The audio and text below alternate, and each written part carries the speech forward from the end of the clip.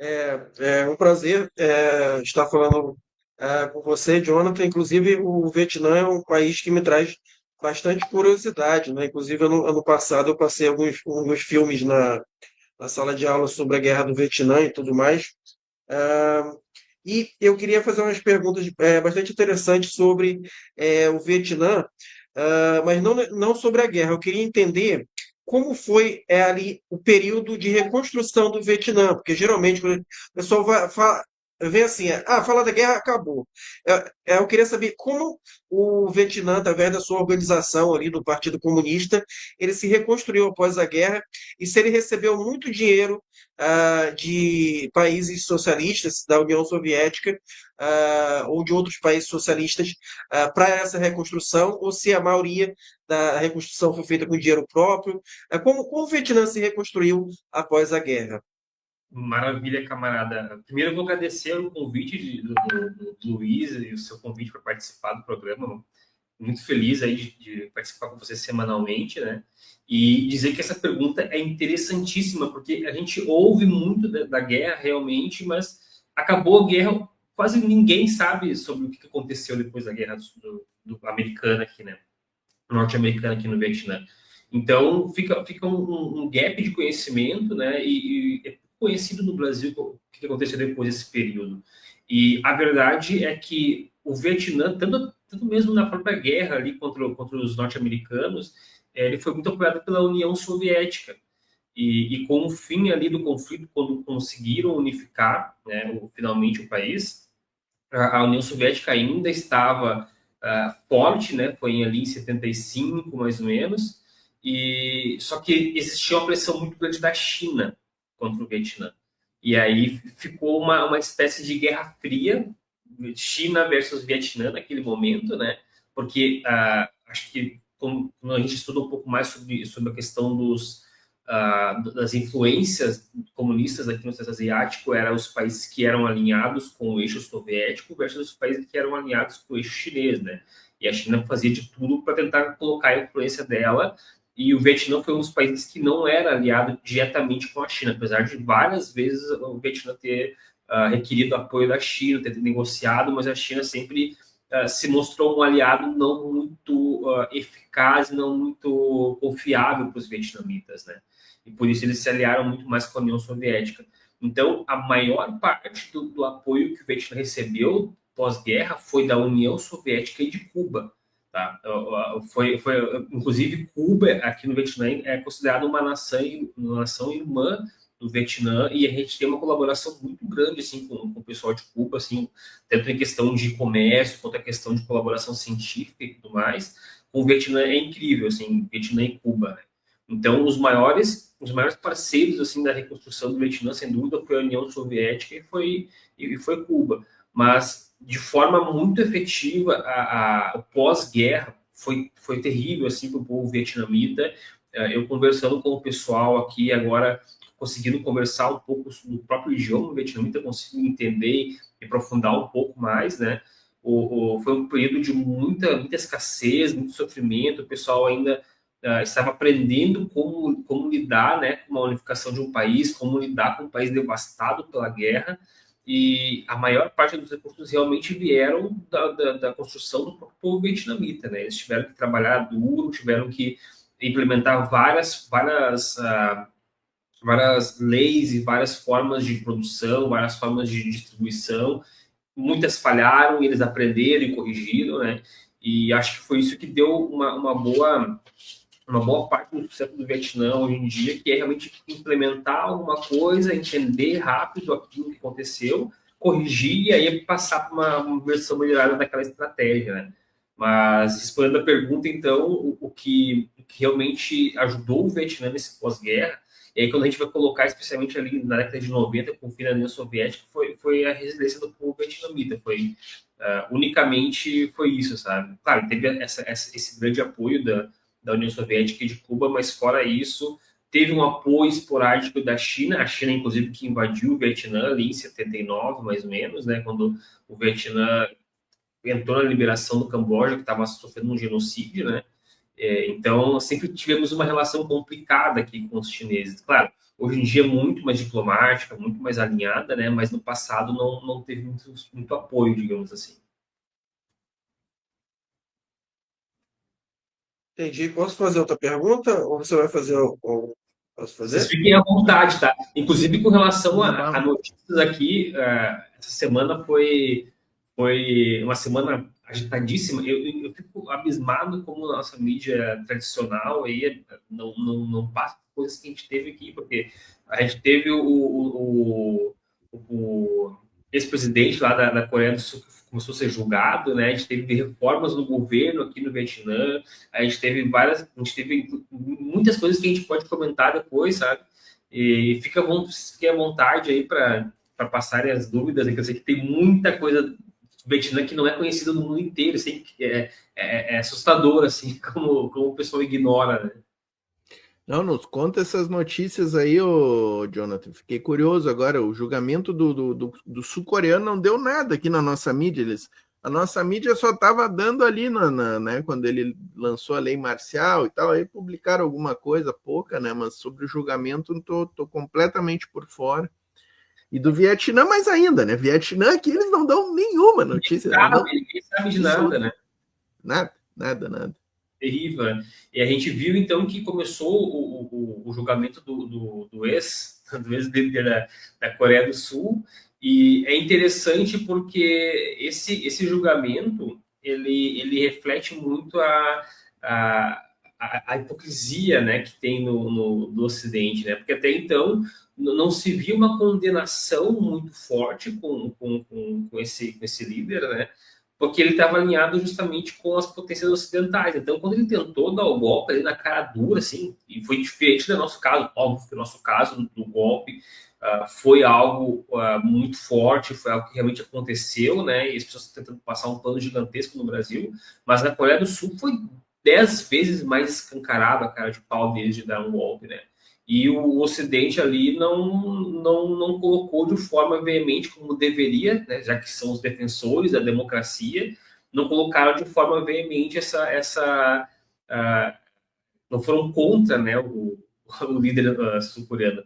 Mas começou, então, o julgamento do líder sul-coreano, e aí eu queria fazer um paralelo com o Brasil, que eu achei incrível, ver as mídias sociais, que com a denúncia da PGR com o Bolsonaro, eu vi políticos, assim, vi governador de estado, vi deputado defendendo, dizendo que não teve golpe, dizendo que era exagero, umas coisas surreais.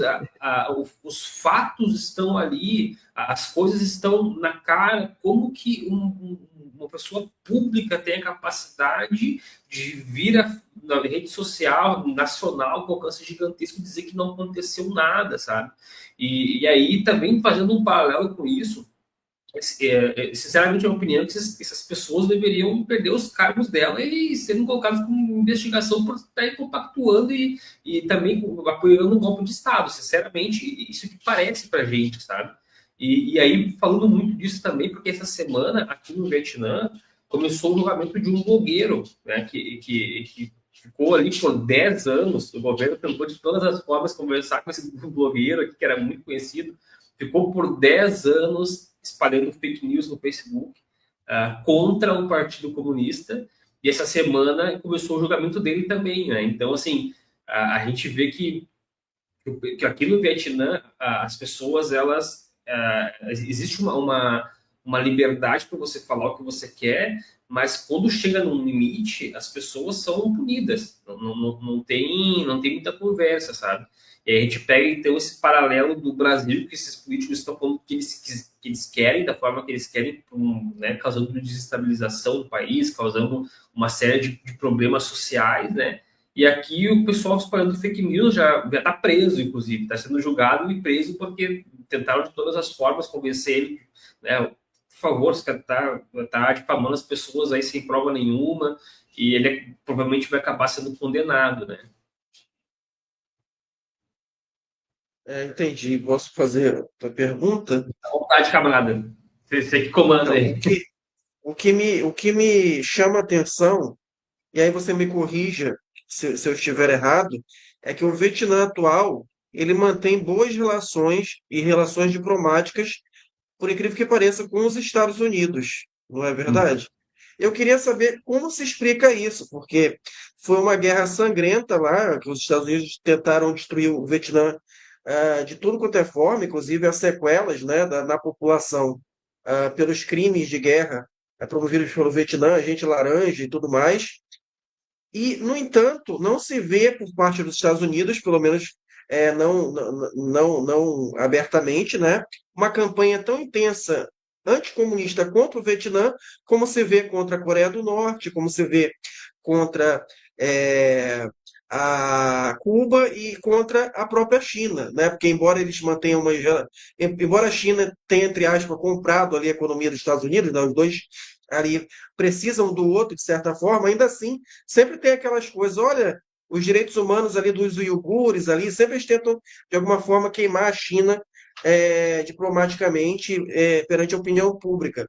Só que não se vê isso, pelo menos eu não percebo isso com relação ao Vietnã. Então, como se explica essa boa relação dos Estados Unidos com o Vietnã atualmente? Maravilha. Camarada, a diplomacia vietnamita é algo a ser estudado assim de forma independente, porque no mundo eu acho que é difícil uma diplomacia que, como a vietnamita, que consegue dialogar com vários atores globais e de forma amigável, né? É difícil você ver um país assim que tem conseguir dizer que tem até mesmo o Camboja que o Vietnã invadiu anos atrás para liberar, tem uma relação excelente com o Vietnã. Né? E é difícil. China, que é um rival histórico, também tem uma relação excelente e é algo assim a ser estudado pelo mundo inteiro. Né? O Vietnã ele tem uma filosofia diplomática, que é a filosofia do bambu, né? Que é resistente para se dobrar, mas não para se quebrar.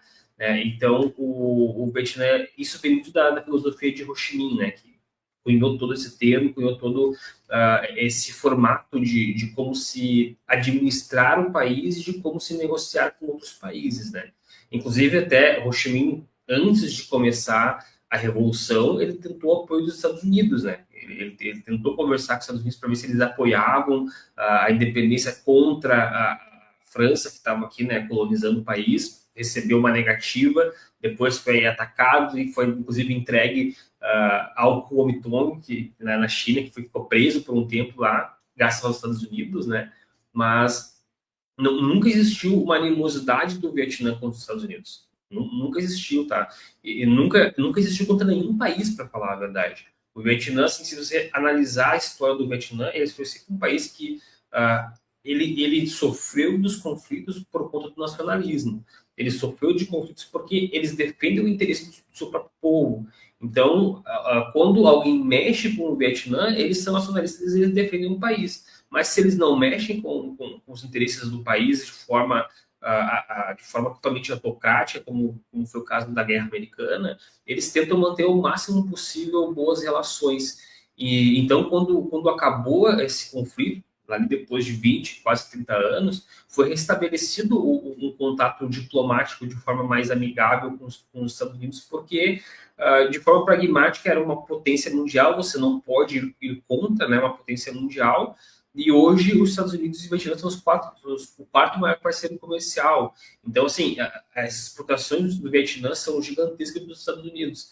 E aí eu já te respondendo por que não se ouve falar, né, tanto do Vietnã, não se ouve uma campanha agressiva contra o Vietnã, porque é o mesmo motivo que não se ouvia da China 10 anos atrás. Há 10 anos atrás, a China não era uma ameaça para os Estados Unidos, segundo o que eles viam. Há 10 anos atrás, a China era uma potência, era um país que eles exploravam economicamente. Então, enquanto eles exploravam, enquanto eles lucravam, para eles era lucro, entendeu? Então, vamos lucrar, vamos explorar, não vamos falar mal deles. A partir do momento que a China começou a dar um salto, né, de país, claro, com uma potência mundial, esse jogo quando virou um rival, aí sim que começou essa campanha de desinformação contra a China, essa campanha de ataque contra a China, né? E a gente pode esperar o mesmo do Vietnã, entendeu? Hoje a gente se prepara aqui no Vietnã uma possível guerra comercial por conta dessas sanções que o Trump vem aplicando nos países que estão com déficit de balança comercial. e o déficit de balança comercial do Vietnã com os Estados Unidos é gigantesco, é de mais de 120 bilhões de dólares, mas ao mesmo tempo a gente entende que o Vietnã é um parceiro estratégico dos Estados Unidos aqui no Sudeste Asiático, então a gente vai ter um equilíbrio entre o que eles vão aplicar de sanções e o que o Vietnã vai conseguir fazer para poder evitar isso, porque existe um equilíbrio estratégico aqui, né? Mas, novamente, enquanto eles estão explorando, enquanto eles estão lucrando, eles não estão reclamando. Mas, pelo menos que eles veem que é um potencial rival, aí sim começa toda essa campanha que a gente sabe muito bem como funciona, né? Entendi. E outra curiosidade minha é sobre o fim da União Soviética. Por quê? Pelo que eu estudei, Cuba foi um dos países que mais sofreu com o fim da União Soviética, era muito dependente. Inclusive, eles chamam de período especial, período muito sofrido em Cuba, que foi o período em que a União Soviética deixou de existir, tá? E, por outro lado, eu já li que a Coreia do Norte, por outro lado, por ter uma economia mais autônoma, ela sofreu menos com o fim da União Soviética. Eu queria saber o Vietnã. Você falou que o Vietnã tinha muito apoio da União Soviética. Eu queria saber se o Vietnã também sofreu economicamente com o fim da União Soviética ou conseguiu superar bem essa situação. Sofreu muito, camarada. Foi assim um baque. A maior parte dos equipamentos de indústria pesada vinham da União Soviética, né? Então, foi um período ali que causou uma instabilidade muito grande. Existiu períodos assim, de escassez alimentar aqui no Vietnã, e foi uma das coisas que motivou uma ação mais forte do Vietnã para a independência alimentar também. Então, hoje, quando vocês forem pesquisar, o Vietnã é um dos países que exportam arroz, são os maiores exportadores de arroz do mundo, por conta dessas ações do passado. Eles sofreram, viram como era difícil de pedir de outro país, e aí começaram a implementar políticas e estratégias para poder acabar com isso. E aí o arroz é um exemplo. O arroz é um alimento nacional aqui, né? No Vietnã, na Ásia como um todo. E a partir disso começou a se pesquisar, colocou um esforço considerável, né, nas pesquisas para colocar o arroz como base da cadeia alimentar aqui. E hoje é autossuficiente e exporta para o mundo inteiro, assim, e exporta quantidades gigantescas, né? Inclusive é incrível como um país que é muito menor do que um estado do país, aí do Brasil, consegue exportar mais arroz que o Brasil inteiro, sabe? Numa área muito menor de plantação. Por conta dessas políticas, dessas estratégias, eles conseguiram superar isso, né? E até uma história interessante, que o que afetou bastante também o Vietnã aqui, que um dos fornecedores de máquinas, né, avançadas para o Vietnã era a Alemanha Oriental, né? A Alemanha Oriental fornecia muitas máquinas, muito investimento. Aí, aqui no Vietnã a gente tem uma parceria muito, muito grande, assim, de longa data da Alemanha com o Vietnã. E hoje a gente conhece o Vietnã como um país exportador de café também, né? E há 30 anos atrás, lá na década de 90, ali, antes de cair ali reunificarem, né? Antes de cair a União Soviética e reunificarem o país, a Alemanha Oriental teve escassez de café, né, naquela época. E eles escolheram o Vietnã e fizeram uma troca. Eles forneciam as sementes, a técnica de plantação de café e tudo mais, as máquinas para poder processar o café, e em troca eles queriam a produção de café do Vietnã pelos próximos 5, 6 anos, né, total, né? Só que antes de começar a produzir, o café foi plantado, né, antes de começar a ser produzido de forma efetiva, a Alemanha foi unificada e a Alemanha Oriental deixou de existir. Então, o Vietnã pegou todas as máquinas que eles forneceram, pegaram todos os recursos financeiros que a Alemanha Oriental forneceu e conseguiu, ali não tinha por que pagar a Alemanha, porque era outro país, né? E começou a aprender ali, então, a partir desse investimento, e hoje é um dos maiores também, depois do Brasil, é o segundo maior produtor e exportador de café do mundo, né? É uma curiosidade com relação à queda desse mundo soviético que surgiu aí com a Alemanha também, né? Entendi. O Portinho, você pode fazer a pergunta, continuar, que eu vou no banheiro rapidinho, depois eu vou voltar com uma pergunta polêmica, hein? Tá bom, Olha, maravilha, maravilha. Vai dar o que falar a pergunta que eu vou fazer. Deixou spoiler, ó. O Sidney Kripa está dizendo aqui, ó, que é uma surra que está no inconsciente estadunidense até hoje. Ele está falando para a Marina que a derrota no Vietnã foi algo que eles nunca conseguirão assimilar, essa derrota histórica, né? Com certeza. Foi uma derrota política, né? E não só militar, mas política também, né? Simbólica também, né, o Jonathan? Simbólica, assim, da superioridade do socialismo em todas as suas matizes, né? Assim, eu acho que a superioridade do socialismo culturalmente, de, de, de, de, de luta do povo pela sua soberania. Economicamente, a gente já tem provas mais do que suficientes que o socialismo desenvolve muito mais a economia de um país, desenvolve, assim, milhões de vezes mais a sociedade, né? O desenvolvimento social de um país, né? É só a gente pegar todas. Os comunistas e socialistas conseguem administrar o capitalismo melhor do que os próprios capitalistas, né? É uma curiosidade, né? Daí a China e o Vietnã dando exemplo disso, né? Estão por dentro do capitalismo, né? Utilizando das armas capitalistas para derrotar o capitalismo, para derrotar o capitalismo. Isso é o mais extraordinário das experiências chinesas e vietnamitas, né?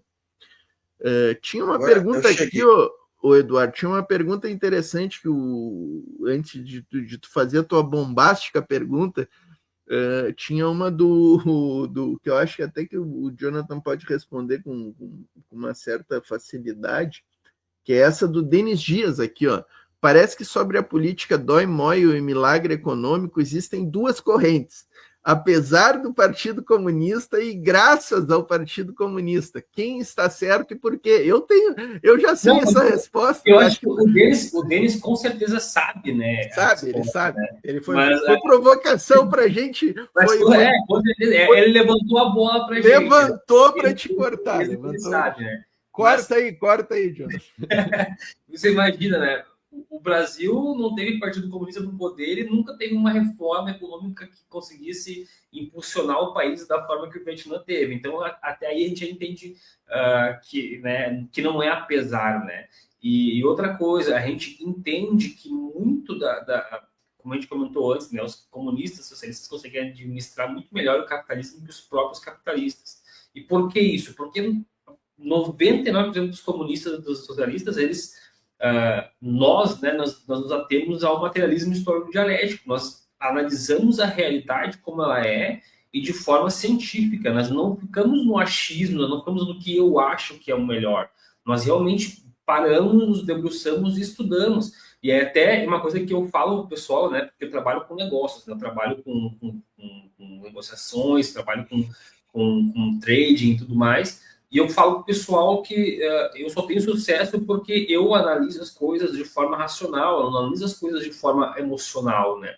E eu uso muito da análise materialística para poder fazer meus negócios aqui, entendeu? E é por isso que é graças ao Partido Comunista. Assim, conhecendo o Vietnã, conhecendo todo o processo que era anterior aqui no Sul, principalmente onde eu moro, que o governo fantoche do Sul era terrível, era uma desorganização, era uma corrupção generalizada. Seria impossível para o Vietnã conseguir crescer em qualquer nível se continuasse com um governo liberal. Seria impossível, não teria capacidade de conseguir crescer. Então, sem dúvida, graças ao Partido Comunista, graças a essa aplicação de conceitos filosóficos, conceitos científicos, né, na sociedade, na política, na economia, e por isso que conseguiram administrar bem, por isso que conseguiram fazer essa reforma ser um sucesso, né? De outra forma, não teria como. Né? Usa o Brasil, por exemplo, como um caso, não tem Partido Comunista, e estamos aí patinando há anos, não conseguimos sair de lugar nenhum. Claro, o crescimento do país hoje, né, de 3% que a gente vê aí com o governo, ele é considerável, sim, mas se a gente olhar o potencial de crescimento que a gente desperdiça e como que a nossa sociedade não mudou de forma relativa, é complicado. A gente sabe que nós estamos falhando como país, isso é fato. Né? Nós estamos sendo além do que nós poderíamos surgir, né? E até pegando o gancho que o pessoal falou antes sobre teto de gastos, né? O Jusa falou ali que é impossível que a Rússia fosse crescer se tivesse um teto de gastos. O Brasil é a mesma coisa. não existe a possibilidade de um país crescer sem investimentos estatais, né? E a gente vê aí que o próprio governo se impõe através da... Quando eu digo o governo, não é no executivo necessariamente, sim no legislativo, né? Se impõe uma limitação para não crescer. Parece que o pessoal quer que o país continue num buraco, sabe? É terrível. Então não é graças ao Partido Comunista. O não Partido Comunista quer que continue no buraco. A gente vê no Brasil um exemplo, né? Eu gosto muito do termo âncora fiscal, Jonathan, porque eu acho que ele espelha muito bem. É uma âncora fiscal, né? Ele não deixa o país navegar, avançar, né? Eduardo, eu tô curioso Não, pela eu já pergunta tô, bombástica. eu já tô aqui, eu já tô até tremendo aqui, eu tô me segurando. Eu tenho certeza que o Jonathan já deve ter se deparado com esse tipo de pergunta há muito tempo. A pergunta é: como você responde àqueles que acusam o Vietnã de revisionismo? Vamos deixar claro. Correntes, principalmente do campo maoísta, acusam o Vietnã de não ser não serem socialistas, entendeu? Eles também acusam a China, a Coreia do Norte, né? Alguns chegam até a usar o termo burocracia pintada de vermelho. É esse termo que eu ouvi alguns maoístas importantes utilizando. Então, como você responderia a essas correntes que criticam ali o Vietnã como se eles já tivessem feito ali uma reformulação ali capitalista dentro dele, embora mantenha partidos comunistas ali no poder. Como você responde a isso aí? Com certeza você já deve ter se deparado com esse tipo de questionamento. O revisionista vem dos, assim, eu sou stalinista totalmente, eu não sou, não tenho meio termo, eu não tenho, assim, sou avesso a trotskismo, avesso, né? E eu reconheço os camaradas como camaradas de lutas, mas eu não levo em consideração porque eu sei que às vezes falta um pouco de discernimento da realidade para essas pessoas. Às vezes as pessoas estão muito ancladas no academicismo e não conhecem a realidade das coisas, então elas acabam tendo muito tempo para poder ficar viajando em conceitos que não são reais, são simplesmente conceitos acadêmicos que não se aplicam no mundo, né? Então, sinceramente, eu nem perco tempo debatendo com esse pessoal, porque eles não estão claros na realidade, né? E outra coisa, o maoísta não tem como criticar o Vietnã, ele tem que criticar o próprio país dele e se virar com o país dele, entendeu? O Vietnã é um país unificado, hoje é um país que tem a corrente de Ho Chi Minh, que é totalmente diferente de qualquer outra corrente socialista que a gente vai ver na China, que a gente vai ver na União Soviética, a corrente de Cuba, é uma coisa totalmente diferente, entende? Então, não se ampara na realidade, simplesmente isso. Essas críticas não se amparam na realidade. Quando a gente olha e força que o socialismo ele tenha que se apegar ao conceito do passado, a gente está negando a própria raiz, né, do materialismo histórico dialético, que é evolução, que é melhoria contínua para o próprio povo, né? Então, a gente vê no Vietnã essa aplicação, a gente vê os conceitos do socialismo, e uma coisa bem interessante que eu falo para o pessoal é que em 93, mais ou menos, no começo das reformas do Doi Moi, o Vietnã ele mudou o seu entendimento de socialismo, de ditadura do proletariado para governo do povo e para o povo. Então, assim, se mudou o conceito porque se entendeu que algumas ferramentas são necessárias para poder alcançar a longo prazo o sucesso da revolução do proletariado. Então, assim, não tem como você querer dar passos, né, porque foi provado, né, eles provaram na prática. Eles provaram na prática, eles sofreram estratégia de alimentos, sofreram estratégia de recursos, eles entenderam, eles viram, né, que não tem como você querer dar um passo além da possibilidade do mundo real. Né? E agora as pessoas que nunca participaram de uma revolução, nunca participaram de um processo revolucionário, quererem opinar sem ter uns casos reais para estudar, dizendo que não pode ter capitalismo no meio, não pode ter mercado, tem que ser algo totalmente preto do branco, isso aí é surreal, assim, não se ampara na realidade, sabe? Eu acho que a única coisa que a gente pode responder é não se ampara na realidade que você está falando. Não tem realidade, não tem materialismo que você está falando. Entendi, entendi. E a outra pergunta que eu queria fazer era como são as relações do Vietnã hoje com a Rússia, por exemplo, com a Rússia do Putin. Há boas relações ou não? Há relações muito boas, inclusive entre o Vietnã e a Rússia. São parceiros comerciais importantíssimos. O Vietnã não deixou de exportar e importar da Rússia, muito pelo contrário, aumentou a relação comercial, né?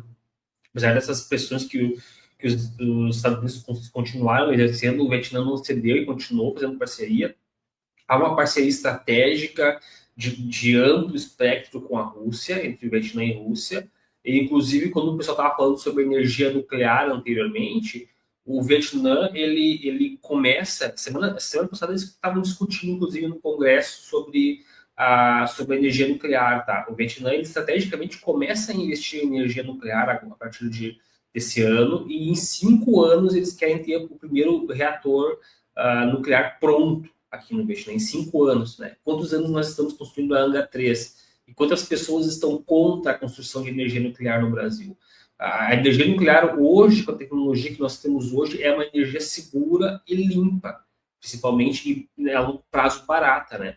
E o Vietnã é um país pequeno e que não tem recursos naturais fartos como o Brasil, por exemplo. Né? Então, como que o Vietnã vai continuar esse processo de industrialização sem uma energia nuclear para poder amparar a indústria que consome muita energia? E quem está fornecendo essa tecnologia de energia nuclear é a Rússia. Foi fechado um acordo e eles vão construir juntos com a Rússia a usina nuclear no centro do país. Então, assim, não teria um país que não tem uma relação excelente, não faria um acordo nuclear com outro país, entendeu? Só que, ao mesmo tempo, o Vietnã ainda mantém relações cordiais com a Ucrânia. Né? Eles conversam, o ministro do Vietnã recebeu, encontrou o nosso ditador lá da Ucrânia no mês passado, que ele fez uma visita no Fórum de Davos, ele encontrou com ele, conversou, ouviu, foi educado e tudo mais. Então, isso reflete novamente o case da diplomacia vietnamita, né? É um bambu, realmente, torce para um, torce para o outro, mas de forma efetiva, a União Soviética foi um parceiro muito forte do Vietnã, e isso continuou com a Rússia. Até acho que no começo do mês, desembarcou aqui os carros da Lada, da Rússia, começaram a vender carros russos aqui no Vietnã. E aí eu fui na concessionária e vi lá os carros que o pessoal estava trazendo, o Lada clássico, né? Pena que é muito caro, você não compraria caro porque ele entrega, mas dá um clássico aqui, repaginado, e a Rússia está vendendo carros aqui no Vietnã, para vocês terem uma ideia. Então, é um mercado considerável para a Rússia, é um parceiro considerável para a Rússia, militarmente existe muita troca de informação entre os dois países, e são aliados assim, estratégicos. Maravilha, maravilha. Eduardo, eu estourei o meu tempo aqui, não sei se tu que é o comandante do programa, se tu quiser seguir por aí. Eu queria fazer mais uma perguntinha que a Marina Castro fez no chat. Não, então eu vou deixar vocês aí prosseguindo. Deixa eu dar um grande abraço pro Jonathan aqui. Satisfação, que bom que tu aceitou meu convite, camarada. Fiquei muito feliz. Aliás, o Jonathan, o Pedro e o Josa prontamente aceitaram o convite da Voz Trabalhadora, o convite que eu fiz para eles para serem colunistas semanais, né? O que me deixou muito gratificado. Eu acho muito bom a gente ter essas parcerias aí, esses camaradas, né? Que acreditam no nosso trabalho, né? Acho que é uma relação de camaradagem boa que a gente vem travando aqui, né? E eu acho que quem ganha com isso tudo aí é o nosso público aí, né, da Voz Trabalhadora, o pessoal, agradecer todo mundo no chat aqui que teve conosco aqui no primeiro programa, né, que vai continuar, o Eduardo Lima e o Jonathan seguem aqui, eu que vou saindo, mas agradecer então, deixar um grande abraço para todo mundo, estamos com 113 agora, ó, o público está começando a subir, ó. Isso aqui é tradicional da Voz Trabalhadora, ó, meia-noite começa a subir o público, né? Até porque, ô Eduardo Lima, eu vi que o Pitilo estava lá com o Rames e o Éden, duas baitas figuras, né? Além do Pitilo, claro. Então deu uma dividida na nossa audiência. Talvez alguns que terminou lá a live do Pitilo, talvez alguns venham para cá agora, né? Que a gente tem um público meio parecido aí, né?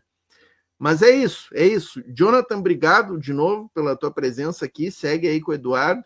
E, Eduardo, sucesso aí no teu programa de sexta-feira aqui. Foi uma honra estar contigo aqui também, junto nessa primeira edição. Nas próximas, tu vai estar sozinho aí. Quando eu puder, eu entro junto, né? Mas a princípio, tu Tá vai bom. pilotar aí.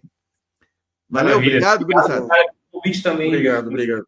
Com a participação com vocês aí. Joia, valeu. Maravilha. Obrigado.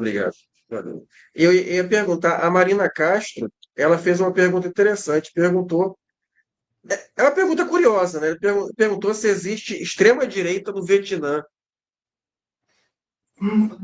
Eu não vou dizer assim, é que, como posso, a minha visão de direita é a de que existe uma confusão de o que é direita e o que é conservadorismo e tradicionalismo, né? Muitas pessoas que se dizem de direita no Brasil, elas são simplesmente conservadores e tradicionalistas, não são de direita. E eu posso dizer isso porque eu conheço, eu vim de uma família muito humilde, eu conheço a classe trabalhadora, eu já fui trabalhador de níveis mais baixos no Brasil, né? E eu conheço o pensamento do pessoal e eu vejo que eles não apoiam os superempresários, não apoiam a desigualdade, mas eles apoiam valores tradicionais, né? E no Vietnã, muitas pessoas apoiam valores tradicionais, são conservadoras aqui. Isso é comum. Pessoas conservadoras, pessoas tradicionais, que mantêm a tradição. E aí, isso que é interessante, né? E por isso que eu vim até o Vietnã, e por isso que eu estou aprendendo aqui, que é como que nós conseguimos conciliar esses valores conservadores tradicionais, conciliar, né, os valores progressistas e inclusivos, e juntar isso junto sobre a égide do comunismo, né? Como que nós conseguimos colocar isso? Porque nós temos que, né, acho que falta muito da esquerda hoje em dia. A esquerda fala muito para o povo e não com o povo, né? Então, o objetivo realmente é entender como que um país que o Vietnã é considerado um país conservador, tá? Como que eles conseguiram fazer com que o comunismo penetrasse nessa camada de pessoas que não são de direita, são sim conservadoras, mas que, por não terem uma esquerda que falam com elas, acabam se jogando na primeira baboseira que houve nesse pessoal aí de direita e de extrema-direita, sabe? Então, não existe direita. Existem alas conservadoras do Partido Comunista na sociedade, existem alas um pouco menos conservadoras, né, que são as mais progressistas, né? Mas de forma muito, muito pragmática, o Vietnã está longe, assim, de novo, tem que ser bem claro, está longe de ser uma revolução como os liberais pegam, né? De tudo livre, de um monte de terminologias, de identitarismo. O Vietnã está longe de ser isso, tá? Longe. Mas eles possuem valores comunistas muito fortes. Você vai ver que a igualdade é empregada de forma muito forte na questão religiosa, questão sexual, questão, enfim, de N fatores, mas o foco da sociedade realmente é a melhoria da classe trabalhadora.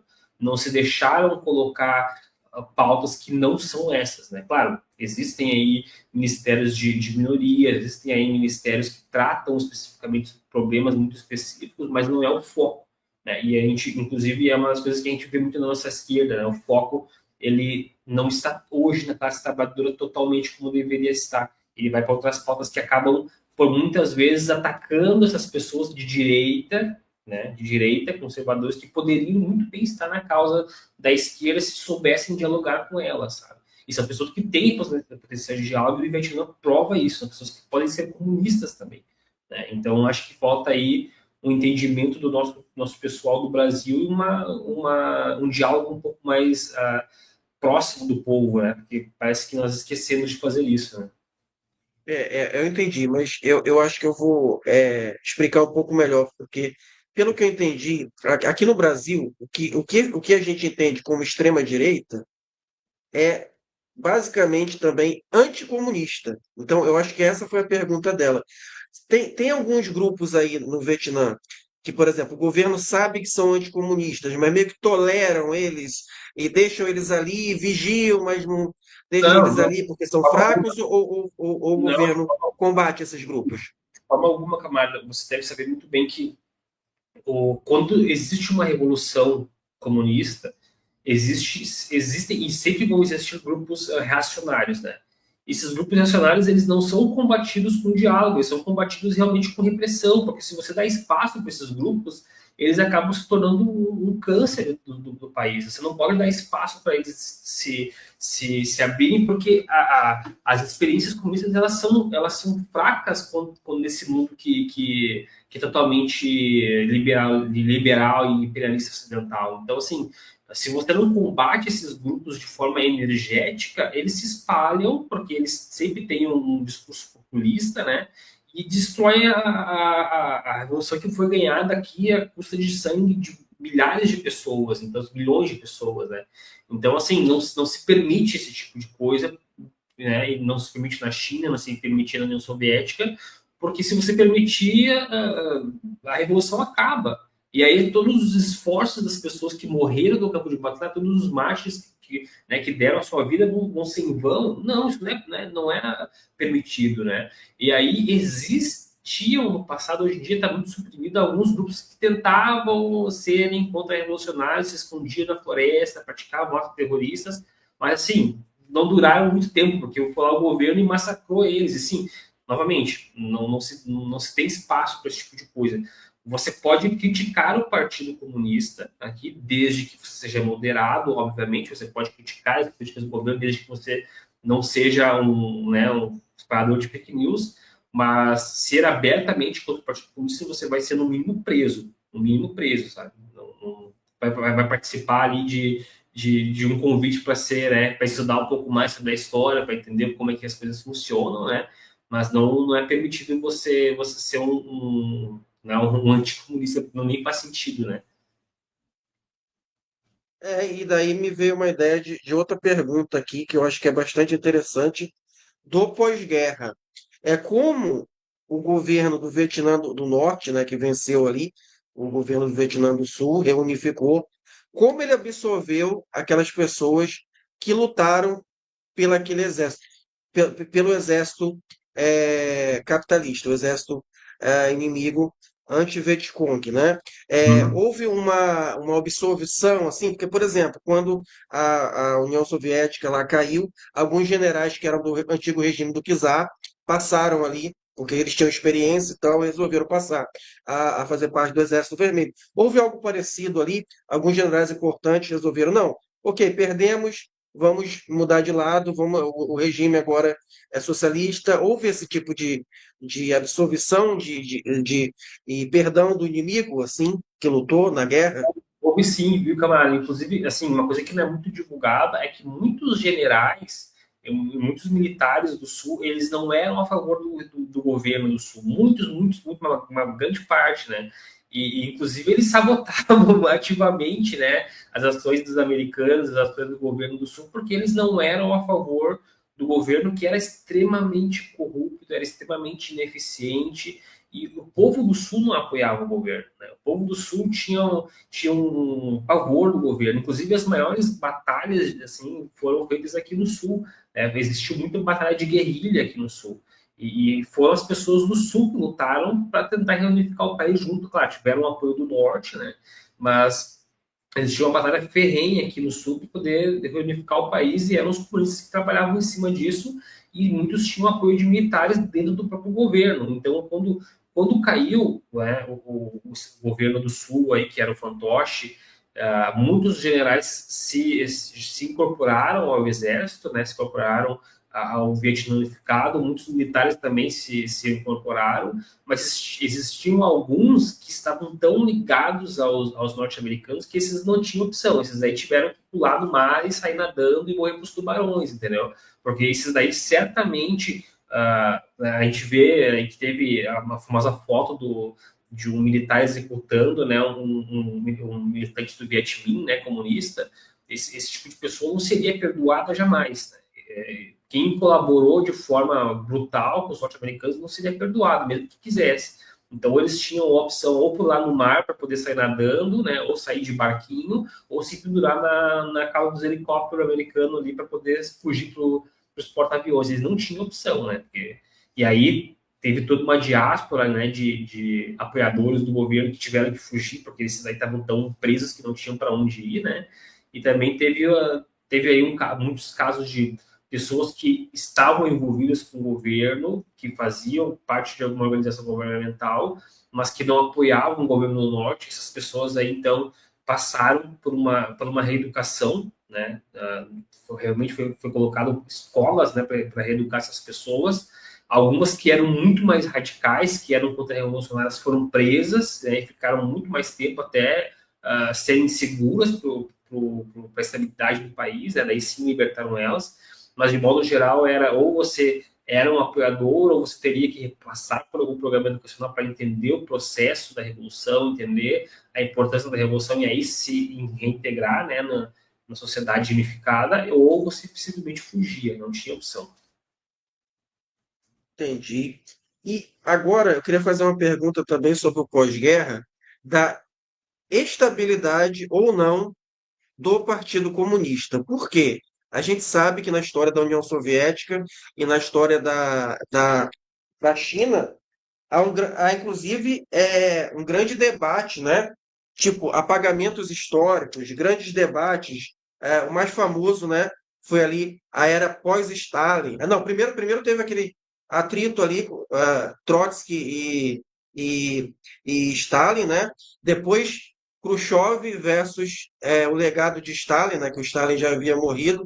Teve aquele o famigerado 20º congresso ali do Partido Comunista, né, que dividiu o movimento, né?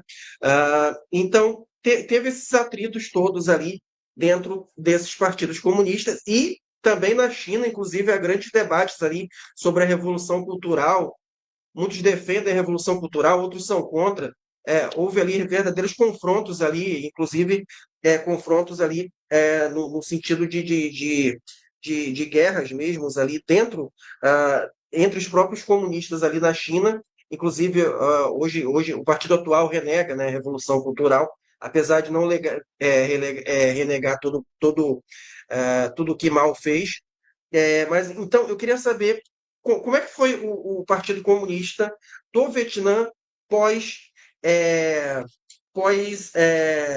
pós-guerra com os Estados Unidos. Houve alguma tentativa de golpe, assim, na história do partido? Tentativa de golpe, assim, não no sentido, não precisa ser contra-revolucionário, mas tipo um dirigente achar que é melhor que o outro, tentar derrubar o outro. Você acha que ou você acha não? Ou na verdade, o Partido Comunista conseguiu manter uma coesão, uma estabilidade no pós-guerra e tem até hoje. Como foi Uhum. a história do Partido Comunista ali pós-guerra?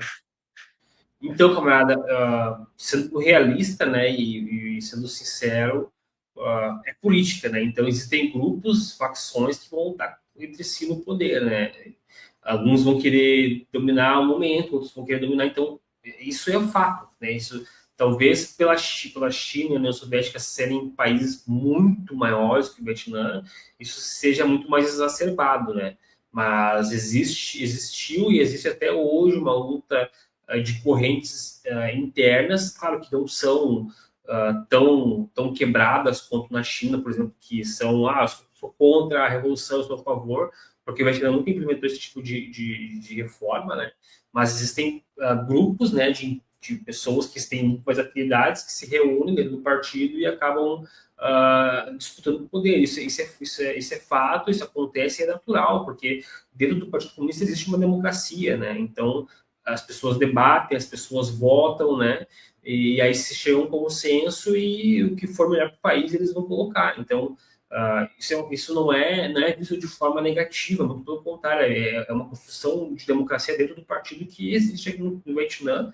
E a diferença é que todos os membros do Partido Comunista, eles entendem que precisam ter uma coesão a nível nacional, mas eles podem discordar e podem debater desde que eles estejam nessa coesão, né? Desde que não sejam traidores do partido, traidores da pátria, né? Então, é uma democracia do partido, né? Eles falam é um único partido, óbvio, porque tem que ser um único partido, mas existe uma democracia muito grande para se debater, para se formar grupos, para poder disputar ali do que eles acham melhor, né? Falando assim de um modo um pouquinho mais claro, houve algum Gorbachev vietnamita que tentou Não, não, derrubar? não, Não, isso aí passou longe. Não, de forma alguma. O que houve, tá? E aí isso é muito recente, porque um dos problemas que se relatavam no Vietnã alguns anos atrás era problemas de corrupção dentro do governo, né? Dentro do partido. E então o atual secretário, que é o Tolan, que hoje ele é primeiro-ministro, desculpa, ele é presidente e secretário-geral, ele fez uma campanha gigantesca anticorrupção, assim, você vai ver que teve até, inclusive, aquela bilionária que foi condenada à morte recentemente, teve N dirigentes do partido que foram presos, né, N que foram condenados à morte, governantes também, e o que aconteceu foi isso, e aí tentaram, essas pessoas que estavam envolvidas em corrupção tentaram colocar o atual presidente secretário-geral como uma pessoa que era contra a revolucionária, porque ele estava cortando mal pela raiz, estava jogando no forno, não tinha dó, foi pego preso, foi julgado, não tinha dó, é simplesmente algo de tolerância zero, entendeu? Então, essas pessoas que estavam envolvidas nesse esquema tentaram, obviamente, né, difamar, tentaram fazer uma espécie de protesto, né, dizendo que estava sendo contra a revolução, etc. Fizeram tudo um populismo, mas foi ineficaz, né? Totalmente ineficaz, porque realmente o secretário-geral ele estava com uma intenção incrível, teve um sucesso gigantesco, né? A corrupção do Vietnã, não vou dizer que foi eliminada, mas, assim, uma boa parte das pessoas que estavam envolvidas em corrupção aqui foram presas e foram julgadas e serviu de exemplo. Né? O Vietnã tem muito, muito disso, né? Servir de exemplo. Eles pegaram aquela bilionária ali que estava envolvida em causas de fraude, foi condenada à morte, serviu de exemplo. O pessoal de tráfico de drogas aqui entrou com não sei quantos quilos de cocaína, foram condenadas à morte para servir de exemplo. E as pessoas respeitam. Tem muito essa cultura do vietnamita de respeitar, porque, poxa, o governo está fazendo um negócio melhor, eu andar na linha, né? Entendi. Excelente resposta. E eu queria fazer a última pergunta aqui, que já são 13h14, né? Aqui no Brasil são meia-noite 18. Aí eu queria fazer uma pergunta, que eu tenho uma curiosidade, né?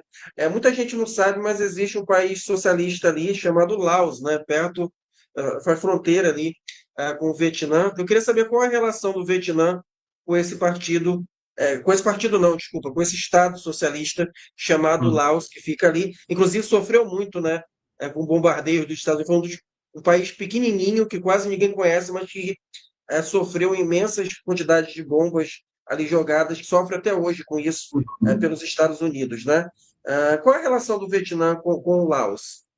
A relação do Vietnã com o Laos, camarada, é excelente. Eles possuem uma relação, talvez, número um é Cuba e Vietnã, são considerados irmãos, né? Aqui, Cuba é uma nação irmã do Vietnã, e eu digo que Laos vem logo abaixo de Cuba, são países irmãos, assim, são uma relação excelente, as trocas comerciais são excelentes. O Laos é um país que ele é fechado, né, questão de mar, eles têm um acesso privilegiado aos portos vietnamitas, o Vietnã construiu infraestrutura para poder permitir que o Laos consiga exportar e usar os portos, assim, de novo, com acesso privilegiado, sem tarifas, tudo mais, para poder realmente ajudar o Laos a se desenvolver, porque eles são considerados irmãos do vietnamita, né? A gente não ouve falar muito porque é um país com uma população pequena, né, com diversos problemas ainda por conta dessa população pequena, né, por conta de ter sofrido muito com a guerra, mas são parceiros, assim, excelentes dos vietnamitas, né? Assim como são parceiros dos chineses também. Mas a relação Laos e Vietnã é excelente hoje em dia. Não, é difícil uma relação tão boa quanto a gente ter assim, de vizinhos, né? Porque a gente sabe que quando um país é vizinho do outro, geralmente tem um atrito, né? Mas de Laos e Vietnã é algo incrível, assim, uma relação muito boa mesmo.